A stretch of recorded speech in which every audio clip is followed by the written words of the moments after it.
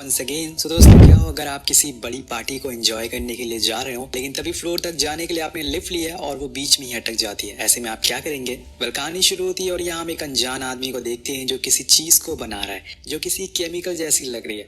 उधर हम कहानी के कुछ अहम किरदारों को देखते हैं जो एक दूसरे से बिल्कुल परे हैं। अगले सीन में हम बार्टिन टावर को दिखाया जाता है जहाँ एक आलीशान पार्टी होने वाली है जिसके लिए सभी लोग रेडी होके वहां पहुंच रहे हैं। तो सबसे पहले हम डॉन और उसकी गर्लफ्रेंड मार्लिना को देखते हैं जो कि काफी बड़ी न्यूज रिपोर्टर है। जो कोई भी यहाँ आ रहा है वो तुरंत उसे पहचान ले रहा है, जो देखकर उन दोनों को काफी अच्छा भी लगता है। अब इसके बाद हम मार्टिन नाम के आदमी को देखते हैं जो इसी जगह पर काम करता है, पर उसके मोटापे की वजह से काफी लोग उसे बुली करते हैं, लेकिन उससे उनकी बातों का कुछ फर्क नहीं पड़ता। वो डॉन को जानता है क्योंकि वो दोनों उसी जगह काम करते हैं। जब मार्टिन उसे इस ऑफिस के सीईओ मिस्टर बार्टिन के बारे में बताता है तो वो थोड़ा अजीब फील करता है क्योंकि वो यहाँ पिछले 5 सालों से काम कर रहा है, लेकिन आज तक उसने उन्हें नहीं देखा। होपफुली आज वो उन्हें देख ले क्योंकि आज वो भी इस पार्टी में आ रहे हैं। कुछ समय के बाद वहाँ जॉर्ज नाम का आदमी आता है जिसकी आज परफॉर्मेंस है इस पार्टी में, क्योंकि वो प्रोफेशन से एक कॉमेडियन है। लेकिन जब वो अंदर आता है तो उसकी नजर अंदर खड़े सिक्योरिटी ऑफिशियल अली पर पड़ती है जिसका धर्म का वो मजाक उड़ाता है। जिस चीज को देख के वहाँ मौजूद लोगों को पता चलता है कि ये किस किस्म का आदमी है। वहीं वो बाहर खड़े गार्ड से कहता है कि लिफ्ट को ज्यादा ना भरे क्योंकि उसे भीड़ में सफोकेशन होने लगती है। लेकिन तभी वहाँ एक बूढ़ी लेडी आ जाती है जिसे उन्हें मजबूरन अंदर लेना पड़ता है। अगले सीन में हम मिस्टर बार्टन को देखते हैं जो किसी कंपनी के सीईओ हैं। वो भी इस पार्टी में आए हैं और जैसे कि हमें पता है कि वो जाकर उस लिफ्ट में खड़े हो जाते हैं जो अपनी 10 साल की पोती क्लारा के साथ है। अब जॉर्ज कहता है कि हमें चलना चाहिए क्योंकि इससे ज्यादा लोग लिफ्ट में नहीं आ सकते। तो वो गार्ड बटन प्रेस कर देता है, तभी वहाँ भागते हुए स्विफ्ट आ जाती है जो कि प्रेग्नेंट थी। तो मिस्टर बार्टन लिफ्ट रोक देते हैं और उसे अंदर ले लेते हैं। अब यहाँ हो जाते हैं टोटल 9 लोग, जिसकी वजह से जॉर्ज को थोड़ी दिक्कत भी होती है। उसे इस बात का फोबिया हो रहा था कि कहीं बीच में जाकर लिफ्ट बंद ना हो जाए, इसलिए वो बार बार हिले जा रहा था जिसे सभी को बहुत अजीब लगता है। और इसी को देखकर क्लारा अपने दादाजी से पूछती है कि वो ऐसे हिल क्यों रहा है। तो बताते हैं कि शायद उसे भीड़ से डर लगता हो, इसलिए क्लारा जानबूझकर एक शैतानी करती है और जॉर्ज को दिक्कतें होने लगती है। वो बार बार लिफ्ट की स्टॉप बटन प्रेस करे जा रही थी जिससे वो बहुत गुस्सा करता और चिल्लाता भी है, लेकिन वो इतने बड़े आदमी की पोती थी इसलिए वो ज्यादा कुछ कह नहीं पाता और चुपचाप सॉरी बोलकर पीछे हट जाता। लेकिन इस छोटी सी बच्ची की गलती आगे जाकर बहुत बड़ा बवाल मचाने वाली है जो शायद किसी ने सोचा ना होगा। कुछ समय के बाद लिफ्ट चलते हुए अचानक से रुक जाती है। मिस्टर बार्टन स्टार्ट के बटन को प्रेस करते हैं लेकिन कोई फायदा नहीं होता। तब अली अपने स्टाफ वालों से बात करने की कोशिश करता, लेकिन उसकी फोन की बैटरी जा चुकी थी इसलिए अब उन्हें कॉल वाले बटन से प्रेस करना पड़ता है। अभी वहाँ से जवाब आता है कि आप लोगों को इतनी लापरवाही नहीं करना चाहिए था। कोई ऐसे लिफ्ट की बटन बार बार दबाता है, लेकिन मिस्टर बार्टन के कहने पर वो चुप हो जाता और मदद के लिए चला जाता। काफी देर हो जाती है लेकिन वहाँ से कोई जवाब नहीं आता, जिससे कि अब सभी की घबराहट होना शुरू हो जाती है, खासकर जॉर्ज की जो कि अब ज्यादा हिलने लगता है और उसको तो अब दम भी घुटने लग गया था। मार्लिना उसे पानी देती है जिससे कि वो थोड़ा शांत महसूस करता है। अब समय बीतने लगता है और उनके पास अब करने को कुछ नहीं था। वहां से कोई मदद भी नहीं आ रही थी, इसलिए मार्टिन टाई पास के लिए अपने सीईओ से ही बात करने लगा। वो उनसे कहता है कि मुझे सुनने में आया कि आज की पार्टी में आप रिटायरमेंट अनाउंस करने वाले। तो वो कहते हैं कि हाँ, तुम्हें सही सुना है, अब मैं काम करके थक चुका हूँ, इसलिए थोड़ी देर अपनी फैमिली के साथ बिताना चाहता हूँ। तभी वो बूढ़ी लेडी जिसका नाम जेन है वो अजीब तरीके से कहती है जिसके पास $75 मिलियन हो उसे काम करने की क्या जरूरत है। उसकी आवाज सुन के सभी के चेहरे का एक्सप्रेशन चेंज हो जाता है क्योंकि किसी को यकीन ही नहीं था कि असल में मिस्टर बार्टन के पास इतने पैसे होंगे। लेकिन मिस्टर बार्टन इस बात से इनकार करते हैं और जल्दी से जेन की बात को पलट देते हैं। ऐसा लग रहा था कि वो पैसों वाली बात को छुपाना चाहते हो। लेकिन हम आपको एक बात बता दें कि आगे जाकर ये बूढ़ी लेडी एक बहुत ही बड़ा गेम खेलने वाली है। वहीं जॉर्ज की हालत अब कुछ ज्यादा ही ठीक नहीं लग रही थी, वो बहुत ही परेशान लग रहा था।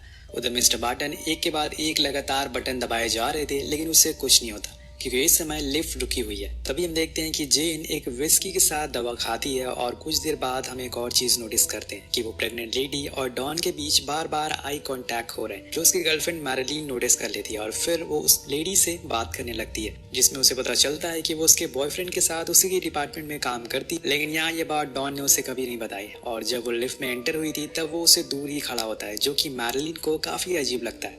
अब इसके आगे वो कुछ और कह पाती कि तभी वो बूढ़ी लेडी अचानक से नीचे गिर जाती है और सभी बहुत घबरा जाते। उन्हें उठाने के लिए कोशिश करते हैं लेकिन वो नीचे ही बैठे रहने के लिए कहती है। उसी दौरान वो सभी को बताती है कि वो लंदन में रहती है, लेकिन वो खासकर मिस्टर बार्टन से मिलने के लिए यहाँ पर आई है। उनके हस्बैंड भी उनके साथ ही आने वाले थे लेकिन आखिरी समय पर उनकी तबीयत खराब हो गई इसलिए वो नहीं आ सके। तो ऐसा लग रहा था कि जेन का कुछ खास रिश्ता है मिस्टर बैटन से, लेकिन वो तो जेन को जानते ही नहीं। अब इसी बीच प्रेग्नेंट लेडी को हम कुछ परेशान देखते हैं। उसे असल में टॉयलेट करना था लेकिन वो यहाँ कैसे करे। तब अली और मार्टिन उसकी मदद करते हैं, जिसके बाद वो अपनी ही पर्स में टॉयलेट करती है, जिसके बाद उसे थोड़ा सा रिलैक्स फील होता है। उधर मिस्टर बार्टन अभी भी कॉल बटन को प्रेस किए जा रहे थे कि शायद सामने से कोई जवाब दे दे, लेकिन वहां से कोई जवाब नहीं आता, यानी कि इन्हें और इंतजार करना होगा। तभी जेन अचानक से बोलने लगती है कि वो अपने परिवार के बारे में सभी को बताती है कि कैसे उसका बेटा जंग में शहीद हो गया, जिसके सदमे में उनके हस्बैंड की तबीयत बहुत खराब रहने लगी।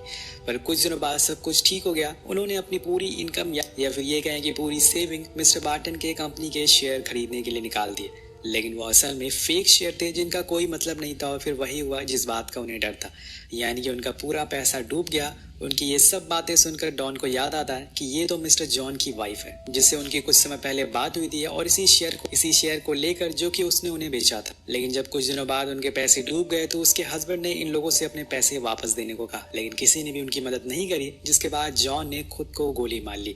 और अब जेन ने ठान लिया कि अब वो मिस्टर बार्टन से बदला लेकर रहेगी। तो मिस्टर बार्टन कहते हैं कि इसमें मेरी क्या गलती है। उनका भी कहना सही था, उन्हें इस बारे में कुछ पता ही नहीं था। पर जेन कहती है कि मुझे पता चला है कि आपको शेयर से $75 मिलियन का फायदा हुआ है। अब इसके आगे वो कुछ और कह पाती कि तभी वो बेहोश हो जाती है, और जब उसकी सांसें ये लोग चेक करते हैं तो उन्हें पता चलता है कि वो मर चुकी है। लेकिन जाते जाते उसने सभी को कुछ ऐसी बातें बताई थी जिसे सुनकर उनके होश उड़ जाते हैं, क्योंकि असल में जेन के बैग में एक बॉम्ब है जो कि वो उस पार्टी में ले जा रही थी ताकि बार्टन के साथ साथ सभी को वो उड़ा सके। पर उससे पहले ही वो चल बसी, लेकिन अभी भी वो बॉम्ब उसी के पास है और मिस्टर बार्टन भी वही है। क्या ये धमाका यही होगा या फिर उससे पहले इन्हें बचा लिया जाएगा? यही सोचकर सभी के चेहरे पर 12 बज जाते हैं। अभी यहाँ मार्टिन फौरन पुलिस को कॉल लगाता है ताकि वो मदद मांग सके। उधर मैरिलिन ने अपने फोन से लाइव आ जाती है ताकि वो सभी को सिचुएशन के बारे में बता सके। लेकिन सभी के मन में एक ही आशंका थी कि अगर वो बॉम्ब को ढूंढ कर बंद कर दे तो शायद वो खतरे से बच सकते हैं। पर इसके लिए आगे कौन आएगा? तो यहाँ आती है वो प्रेग्नेंट लेडी जो उसके बैग को चेक करती है, लेकिन वहाँ कुछ नहीं मिलता। उसके हाथ पैर कांप रहे थे, पर उसे ये करना ही था। अब वो उसके ड्रेस के अंदर देखने लगती है जहाँ पर उसे वो बॉम्ब मिल जाता है जो कि एक केबल से अटैच था, जिसे देखकर सभी के होश उड़ जाते हैं कि किसी को कुछ पता ही नहीं था कि असल में करना क्या है। तब तक डॉन लिफ्ट के ऊपर के हिस्से को खोलकर चेक करता है कि क्या पता वहाँ से कोई बाहर निकलने का रास्ता मिल सके, लेकिन ये लिफ्ट और इमारत दोनों ही काफी पुरानी है, इसलिए यहाँ से कोई इमरजेंसी एग्जिट है ही नहीं जिससे कि वो बाहर निकल सके। वहीं वो प्रेग्नेंट लेडी अब स्मोकिंग करना शुरू कर देती क्योंकि वो बहुत ही ज्यादा टेंशन में आ चुकी थी। तो डॉन उसे ऐसा करने से रोक और तब जाकर वो एक ऐसा राज खोल देती है जिसकी उम्मीद किसी को नहीं थी। वो मैरिलिन के सामने ये सच बता देती है कि असल में उसके पेट में जो बच्चा है वो किसी और का नहीं बल्कि डॉन का है। अब ये सुनकर उसकी गर्लफ्रेंड चौंक जाती है और सबके सामने रोने लगती है। तो प्रेग्नेंट लेडी कहती है कि मुझे मैरिलिन के बारे में डॉन ने कभी बताया नहीं था, वरना मैं ऐसे कदम कभी नहीं उठाती। और डॉन कहता है कि अभी हम लोग बाहर जाकर इस बारे में आर्गू करेंगे, पहले यहाँ से बाहर निकलना जरूरी है। और जिसकी वजह से ये सब हुआ था वो 10 साल की बच्ची अभी भी यही है और वो बच्ची भी रोने लगती है, लेकिन उसकी शरारतें अभी खत्म नहीं हुई थी। उधर डॉन कहता है कि क्यों ना हम एक बार सभी मिलकर इस गेट को खोले, क्या पता हमें किसी फ्लोर पर अटके हों। वहीं दूसरी ओर हम एक अनजान आदमी को देखते हैं जो टीवी में ये न्यूज देख रहा होता है कि कैसे ये 9 लोग पिछले कई घंटों से लिफ्ट में अटके हुए। पर ये आदमी है कौन, और ये आपको कुछ ही देर में पता लग जाएगा। इधर लिफ्ट में सभी लग गए थे लिफ्ट के डोर को खोलने में। वो ऐसा करने में कामयाब भी हो जाते हैं, लेकिन वो फ्लोर उनसे थोड़ी ऊपर था। वहां से बाहर निकलने के लिए काफी कम स्पेस भी था, लेकिन डॉन कहता है कि उसे इस छोटी सी जगह से ऊपर जाकर किसी को आवाज लगाएगा। वो हल्की सी अपनी गर्दन बाहर निकालता है, आवाज लगाता है, लेकिन वहाँ कोई भी मौजूद नहीं था, क्योंकि जब से बॉम्ब वाली खबर बाहर फैली थी पुलिस ने इस पूरी बिल्डिंग को खाली करा दिया था। तो अब उसकी आवाज सुनने के लिए कोई नहीं था।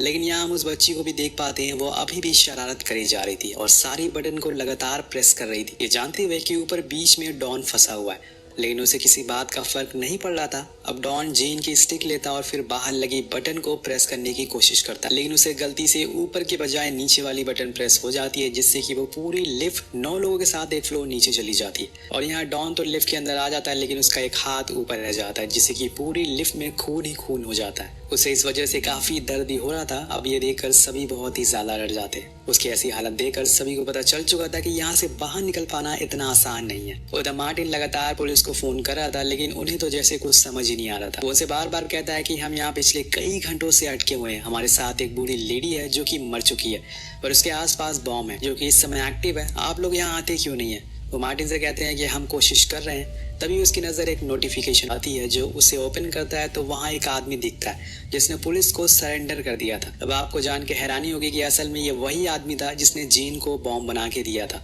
ये वही आदमी है जिसको हमने कहानी की शुरुआत में भी देखा था, और उसने खुद को पुलिस के हवाले कर दिया और एक खुलासा भी किया है। तो उसने बताया कि वो असल में एक टाइमर बॉम्ब है जिसमें अब तकरीबन 15 मिनट बचे हुए हैं, जिसके बाद वो फट जाएगा। अब ये न्यूज सुनकर उस लिफ्ट में बचे 8 लोगों के पसीने छूट जाते हैं। किसी को समझ नहीं आता कि अब आगे किया क्या जाए। सभी को अब यकीन हो चुका था कि वो नहीं बचेंगे। तभी जॉर्ज उन्हें एक आइडिया देता है, क्यों ना वो लोग एक बार फिर मिलके गेट को खोले। मे भी वही समय लिफ्ट किसी लॉबी के सामने अटकी हुई हो, लेकिन जब वो मिलकर डोर को खोलते हैं तो उनके सामने एक दीवार थी। यानी कि ये आइडिया भी बेकार निकला।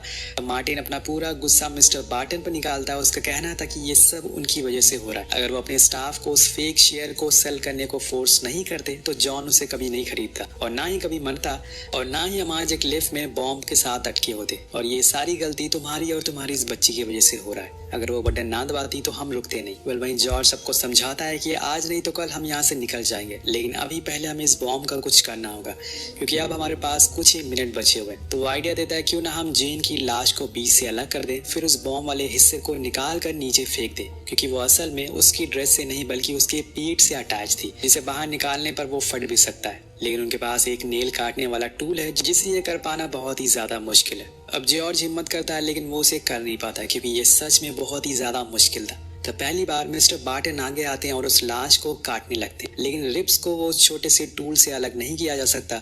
इसलिए वो सभी से कहते हैं कि कोई मदद करो, लेकिन किसी को ये नहीं करना था। लेकिन जब वो कहते हैं कि जो जो मेरी मदद करेगा उसे $1 मिलियन मिलेंगे, अब यहाँ पर सभी लोग सामने आ जाते हैं क्योंकि पैसे सभी को चाहिए था। लेकिन तभी कॉल बटन से आवाज आती है कि पुलिस ऊपर आ चुकी है, आप लोगों को डरने की जरूरत नहीं है। उसी दौरान हम देखते हैं कि लिफ्ट को हल्का सा ऊपर खींचा जाता है और उसी जगह में कुछ गार्ड्स को देख पाते हैं, और हम यहाँ पर कुछ गार्ड्स को देख पाते हैं जो एक एक करके सभी को ऊपर ले लेते हैं। लेकिन लास्ट में मार्टिन नीचे रह जाता है क्योंकि उसका वजन बहुत ज्यादा था और वो इतनी छोटे से स्पेस से बाहर नहीं निकल पाता। तो वो लोग कहते हैं कि हम आपको बेसमेंट से बाहर निकाल लेंगे, जिसके बाद वो उस लिफ्ट को शुरू कर देते।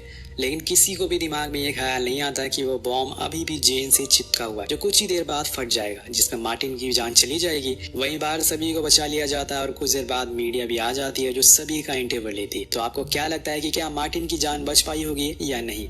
इस कहानी में कौन गलत था, मिस्टर बार्टन जिन्होंने फेक शेयर बेचे, या फिर जेन जिसने बदला लेने का सही रास्ता नहीं चुना, या फिर वो 10 साल की बच्ची जिसकी एक गलती की वजह से 2 लोगों की जान चली गई? हमें नीचे कमेंट करके जरूर बताएगा। मिलते हैं आपसे अगली वीडियो में। Thank you so much watching. Peace out.